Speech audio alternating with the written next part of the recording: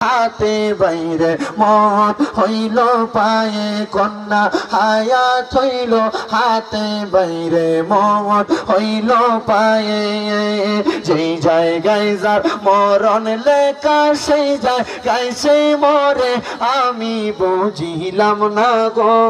আল্লাহ মরণের কত দিন বাকি আমার মরণের কত দিন বাকি আমি জানিলাম না গো আল্লাহ মরণের কত দিন বাকি আর 40 দিনের আগে বাইরে মৌতের নিশানি 40 দিনের আগে বাইরে মৌতের নিশানি